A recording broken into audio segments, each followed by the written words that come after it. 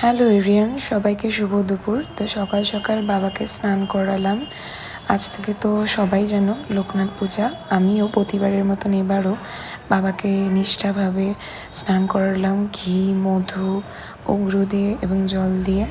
তো বাবা তো যাদের যা মনের কষ্ট, এবং বিশ্বাস করি বাবা আজও বিরাজমান। কারণ আমার অনেক প্রবলেমে বাবাকে যখনই ডাকি বাবার সাড়া পাই, এবং মা তারাকে যতবার ডাকি মা তারাও আমাকে অনেক সাড়া দেয়। বিশ্বে যদি কাউকে বিশ্বাস করি, আমি দুটো মানুষকে বিশ্বাস করি, সে হলো বাবা লোকনাথ আর মা তারা। সত্যি তারা আজও বিরাজমান এই পৃথিবীতে। বাবাকে দেখো কি সুন্দর করে আমি সাজিয়েছি, আমার ডেকোরেশন কেমন লাগলো অবশ্যই তোমরা জানাবে। আর তো কাদের কাদের বাড়িতে আজকে লোকনাথ পুজো সেটা কিন্তু আমাকে অবশ্যই জানাবে। তো দেখো বাবাকে কি সুন্দর লাগছে দেখতে। প্রতি বছরই বাবাকে অন্যরকম সাজানোর চেষ্টা করি, এবার অন্যরকম একটু সাজানোর চেষ্টা করলাম।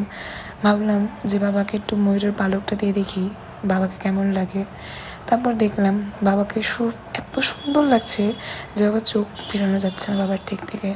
সত্যি বাবাকে এত সুন্দর করে সাজানো, তারপর বাবাকে এত সুন্দর করে